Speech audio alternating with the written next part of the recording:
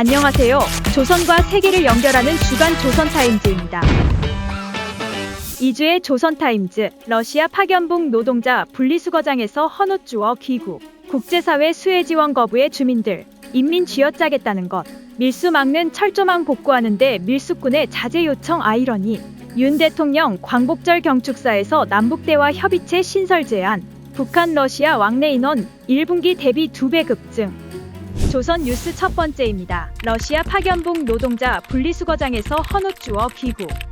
러시아 니즈니노브고로드 소재 북한 건설회사 노동자 10여 명이 국가계획분을 달성하지 못했다는 이유로 최근 귀국 조치된 것으로 알려졌습니다. 데일리 NK 러시아 현지 대북 소식통은 북한 건설회사 노동자 10여 명이 상반기 국가계획분 자금을 못 낸 악질 대상들로 찍혀 이달 초 송환됐다며 지난 6개월간 국가계획분을 달성하지 못한 이들을 즉시 귀국시키라는 대외건설 지도국의 지시가 7월 중순에 내려졌고 그 결과 이달 초 일부 노동자들이 귀국 조치된 것이라고 전했습니다. 소식통에 따르면 현지 북한 건설회사 관계자는 사상적으로 문제가 있는 것으로 취급되지는 않지만 조국으로 돌아가면 비판받고 다시 해외에 나오기 힘들 것이라면서 이번 지시는 고질적으로 계획분 수행을 못하는 대상들과 작업소, 회사 전체에 대한 일종의 경고나 같다고 말했습니다. 현지에 파견된 북한 노동자들이 올해 상반기 국가계획분을 달성하지 못한 데에는 러시아, 우크라이나 전쟁으로 인한 경제 침체와 북한의 통제 정책이 영향을 미쳤다는 게 소식통의 설명입니다. 그는 코로나19 팬데믹과 전쟁으로 인해 건설업계가 큰 타격을 입으면서 북한 건설회사의 일감이 작년에 비해 올해 들어 크게 줄어들었다며 북한 건설회사가 돈을 벌려면 러시아인, 고려인,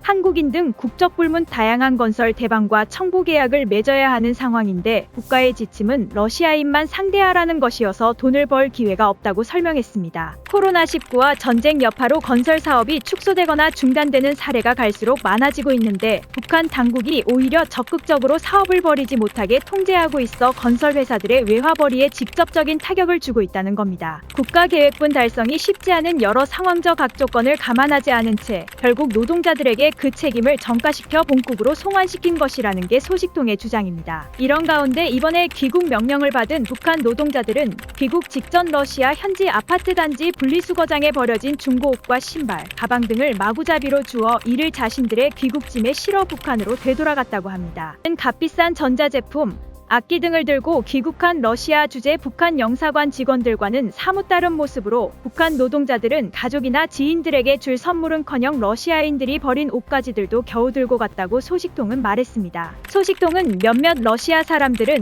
국가의 외화를 벌기 위해 외국에 나와 손에 돈 한 푼 쥐어보지도 가족에게 뭐 하나 사다 주지도 못하고 분리수거된 물건을 가지고 가는 북한 노동자들의 모습에 동정심이 생긴다면서 불쌍하고 가엾게 바라봤다고 전했습니다.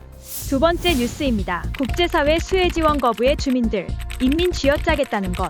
북한 당국이 국제사회의 수혜 지원 의사를 사실상 거부하고 있는 가운데 수혜 복구를 명목으로 한 세외 부담이 주민들에게 전가되고 있어 불만이 큰 것으로 알려졌습니다. 평안북도 소식통에 따르면 지역 당 조직들은 수혜 복구 작업에 필요한 자재를 마련하고 이재민을 지원한다는 명목으로 각종 부담금을 주민들에게 징수하고 있습니다. 실제로 신의주시는 지난 1일부터 여맹과 각 기업소 등 여러 조직을 통해 수재민에게 지원할 옷까지 생필품, 보수자재 마련에 힘을 모아야 한다며 1인당 북한 돈 2에서 3만 원을 내도록 했습니다. 북한 돈 2에서 3만 원은 북한 시장에서 쌀 3.5에서 5kg을 구매할 수 있는 돈으로 북한 주민들에게는 상당히 부담스러운 액수입니다. 또한 지난 6일에는 신의주 시인민위원회에서 각 인민반의 수혜 복구를 위해 파견된 백두산 청년 돌격대 대원들이 사용할 버버리 장갑 등을 지원해야 한다며 주민들에게 현금 각출을 지시했습니다. 당장 식량을 구할 돈이 없어 끼니를 거르는 주민들에게는 이런 징수가 큰 부담이 되고 있습니다. 이런 가운데 북한 당국이 수혜 지원을 거부하자 주민들은 다른 나라가 해주겠다는 지원을 거절하고 결국은 그 돈을 주민들에게 짜내려는 것 아니냐며 이에 대한 불만을 드러내고 있습니다. 북한 주민들은 겨우 옥수수 몇 톨 주는 능력밖에 안 되면서 그 좋은 제안을 왜 거부하는지 이해가 안 간다. 결국에는 주민들의 피땀을 짜내겠다는 말 아니냐. 다른 나라의 지원을 거절하는 것이 정말 인민을 위한 선택인지 의문이 든다는 등의 비판을 쏟아내고 있습니다. 이와 관련 북한 당국이 수혜 지원에 적극적으로 나서는 것이 수재민들의 마음을 얻는 데는 도움이 되겠지만 수재 지원 비용을 부담하는 더 많은 일반 주민들의 마음을 돌아서게 만들 것이라는 지적도 나옵니다. 소식통은 안 그래도 먹고 살기 힘든 사람들에게 수재민을 도와야 한다고 강제로 돈을 내게 하는 건 마른 수건을 비틀어 짜는 것과 같다며 이번 큰 물 피해로 당과 국가에 불만 갖는 사람이 크게 늘어날 것이라고 말했습니다. 세 번째 뉴스입니다. 밀수 막는 철조망 복구하는데 밀수꾼의 자제 요청 아이러니. 최근 발생한 수해로 북중 국경 지역 경비 초소와 철조망 등 설치물이 크게 훼손되면서 탈북과 밀수에 대한 북한 당국의 우려가 커지고 있습니다.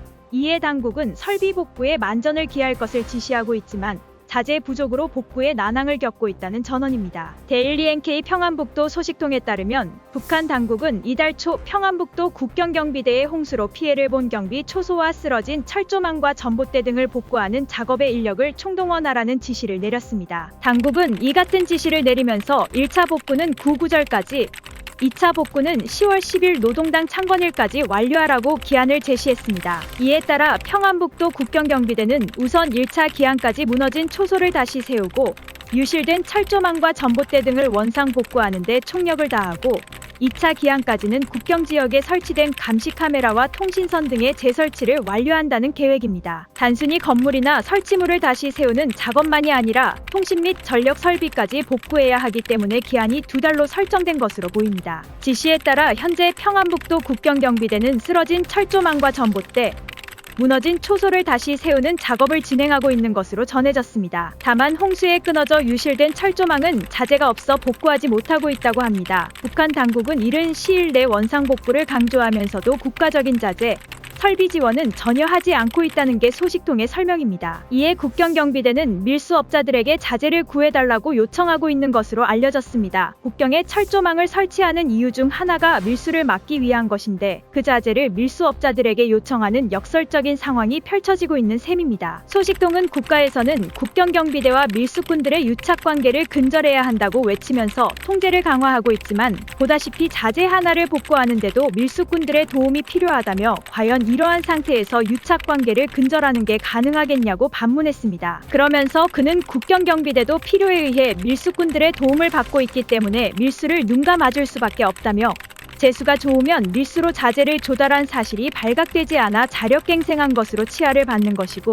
재수가 없으면 밀수에 가담했다고 처벌받는 게 국경경비대의 현실이라고 지적했습니다.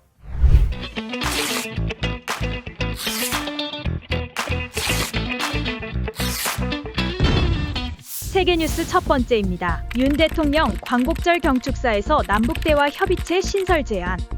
윤석열 대통령이 15일 제79주년 광복절 경축사에서 북한의 남북 간 실무 대화 협의체 설치를 제안했습니다. 윤 대통령은 이날 서울 종로구 세종문화회관에서 열린 광복절 경축식에 참석해 남북 당국 간 실무 차원의 대화 협의체 설치를 제안한다며 긴장 완화를 포함해 경제협력, 인적 왕래, 문화교류, 재난과 기후변화 대응에 이르기까지 어떤 문제라도 다룰 수 있다고 말했습니다. 이어 남북대화는 보여주기식 정치 이벤트가 아니라 우리 국민과 북한 주민의 평화 보장과 생활 개선 등을 논의하는 실질적인 자리가 되어야 한다며 남북대화의 문은 활짝 열어놓겠다며 북한 당국의 호응을 촉구했습니다. 윤 대통령은 또한 경축사에서 자유가 박탈된 동토의 왕국, 빈곤과 기아로 고통받는 북녘 땅으로 우리가 누리는 자유가 확장돼야 한다며 자유의 가치를 북녘으로 확장하고 북한의 실질적인 변화를 끌어내는데 우리가 더 적극적으로 나서야 한다고 밝혔습니다. 그러면서 한반도 전체의 국민이 주인인 자유민주통일 국가가 만들어지는 그날 비로소 완전한 광복이 실현되는 것이라며